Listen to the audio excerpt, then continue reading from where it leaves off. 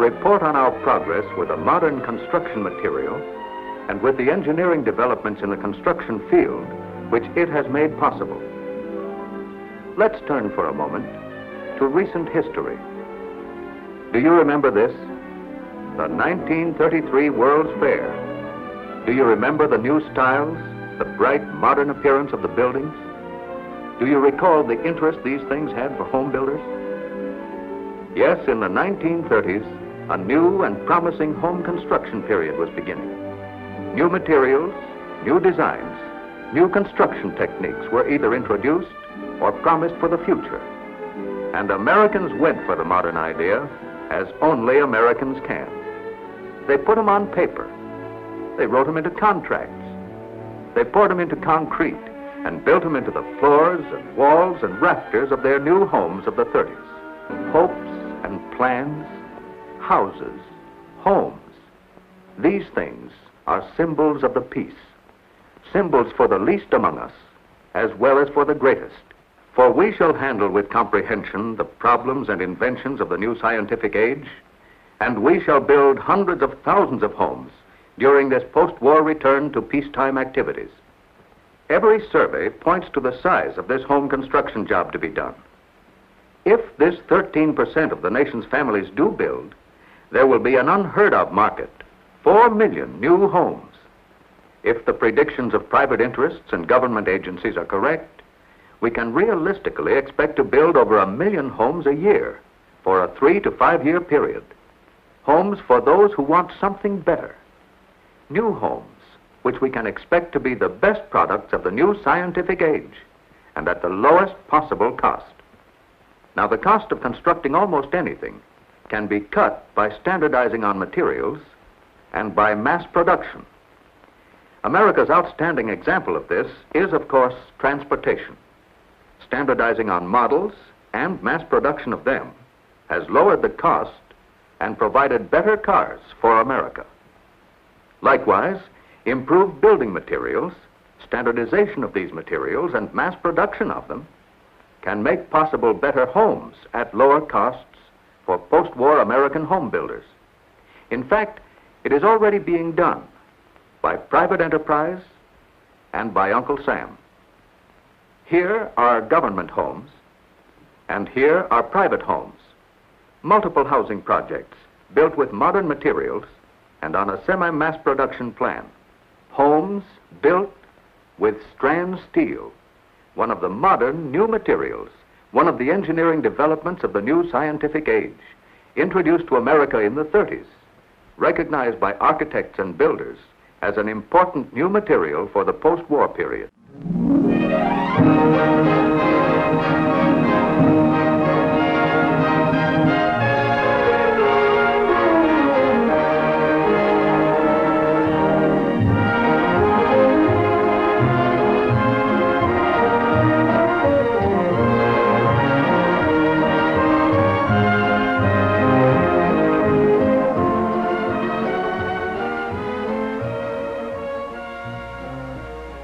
You'll find a scene like this in nearly every village, town, and city throughout the country. For in the hopes and dreams of everyone, there's a home they can call their own. Home brings a sense of security to a man. Then, to every woman, her home means a setting for gracious living. How do I know? Well, I'm a contractor, and over the years, I've helped a lot of people realize their dreams, building new houses and remodeling old ones too. And probably the most important step is the one these young people are going through right now. And we'll have the living room right in here, and the kitchen right here so we can see the children playing in the yard. Yeah, the children. Children? Say, how many are you planning on? Not more than 6, I hope. Maybe I better add a few more rooms back here at that. Silly. And we have shrubbery, of course, right along in here. And, oh, darling, it's going to be just perfect. That's right. It's the planning that makes all the difference between happiness and headaches as the years go by. For instance, have you two decided what material to use on the outside walls? Wood provides a number of possibilities. Or you might choose stucco, or brick, or stone. All of these materials have been adapted for sidewall use for hundreds of years.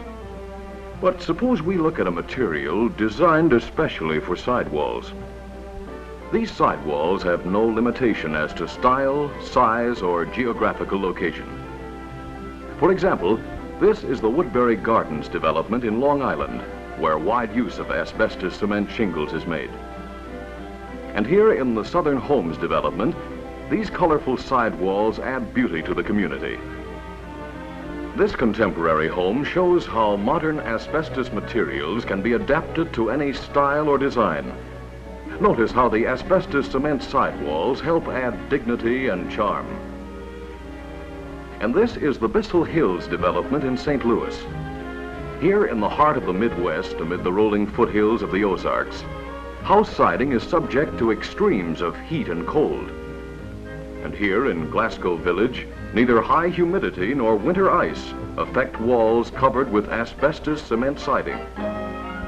Now let's move to California.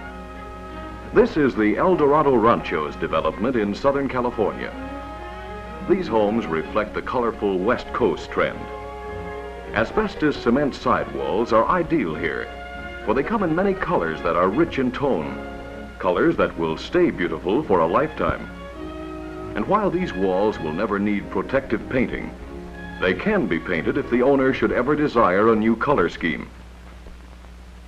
And so it is, from New York to Los Angeles, from Miami to Seattle, in every climate, in every community, this new sidewall has brought better homes. And now let's go to Levittown, a modern garden community in Long Island, New York, a community designed for modern living.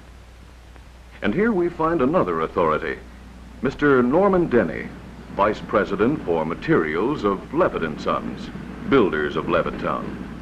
Mr. Denny, we see that you're using asbestos cement siding on your homes. Can you tell us why? Yes.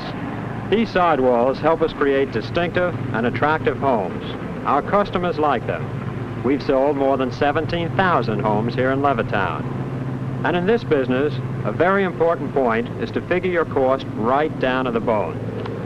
This type sidewall is not only good, it's economical too. And more important, it helps us keep on schedule.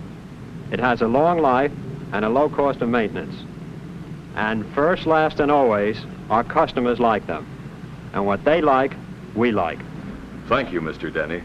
And so, we suggest you consider this material for the walls of your home. Designed to last a lifetime, a trouble-free lifetime.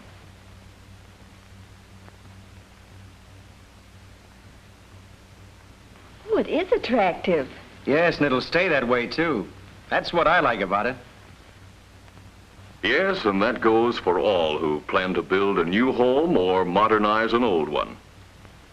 For here, like your modern plastics, like your asbestos roof, like your modern floor covering, is a material made according to plan, a product developed to meet your needs, and designed for a lifetime of beauty. My name's Roy Webb. I'm the builder of this housing development. Kind of proud of it, too. It's going to be a real nice place to live for a lot of folks. You know, I've been building houses for better than 20 years. And if there's one thing I've learned in all that time, is that building is more than just brick and mortar and a lot of hard work. Building is people. People with hopes and dreams. People with problems to solve. People like Jack and Ruth Miller, a young couple who left here a few minutes ago. Like a lot of young couples today, Ruth and Jack dreamed for a long time about building a home of their own. They saved their money, and after a good deal of looking, picked a site here and settled on the kind of house I'm building in my development. Generally, they agreed. It suited both their tastes and their budget.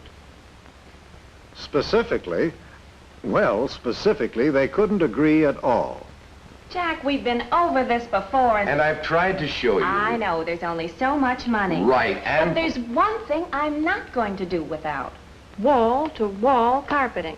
But... Even if it means skimping on things like those underground pipes or whatever they are you and Roy were talking about. Roy and I were discussing the sanitation and drainage system, dear. Well, I guess we need that too, but... Jimmy, don't you dare. This is just a practice mission. Never mind. I know all about your practice missions. Now, you sit in that big chair there and behave yourself. Okay, Mom. Now, Jack. Well, I was just going to say that, after all, I don't know anything about pipes or wires. That's just the point. But the first thing company always notices is how the floors look. Are we building this house for company or for ourselves? Well, you're at the office most of the time anyway. I'm the one that has to live in this house. Okay. But you're not going to like it when your house is always being torn up for new plumbing or new wiring. I don't see why. Just because we didn't put in the best materials to begin with. Let's face it, this house is going to have to last us a long time. I know that, dear. So we've got to build it to last. You don't build a house every day. You build it once and... I know. Once and forever. Although the faces of America's major cities seem relatively unchanged, a quiet revolution has been taking place there for nearly a decade. More than 1 million persons each year have pulled up stakes in the cities and turned commuter, traveling 20, 30, 40 or more miles each day from home to office, factory or business, and back again. Part of the lure of the suburb is in the greater elbow room it offers. Part of it is due to that relative newcomer to our economy, the budget-priced home. This symbol of modern American living has brought with it more than a changing landscape. It has changed a great industry. Keen competition in the booming home construction industry has forced re-examination of almost every time-honored method, with a view to improving quality and at the same time reducing costs. Consider Levittown, Delaware Valley, USA, one of the world's largest single-unit housing developments, located in the fast-growing industrial area between Philadelphia and New York City. Here, 16,000 low-cost homes are being constructed on spacious landscaped lots, bordering gently sloped, winding streets.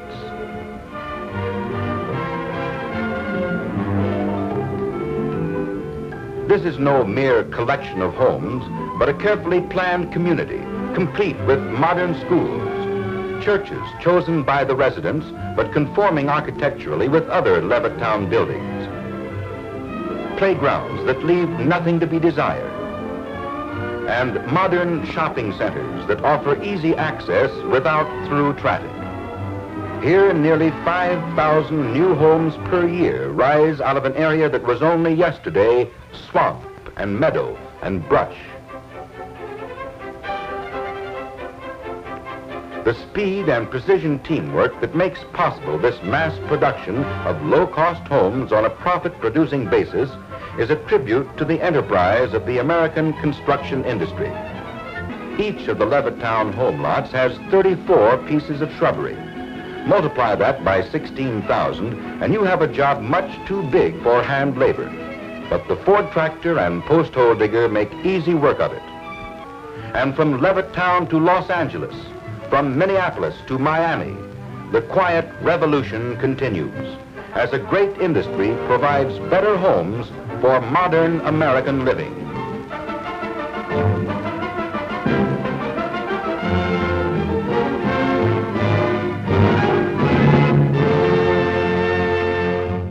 The building of a house in one day is shown during the next 45 seconds by stop-motion photography.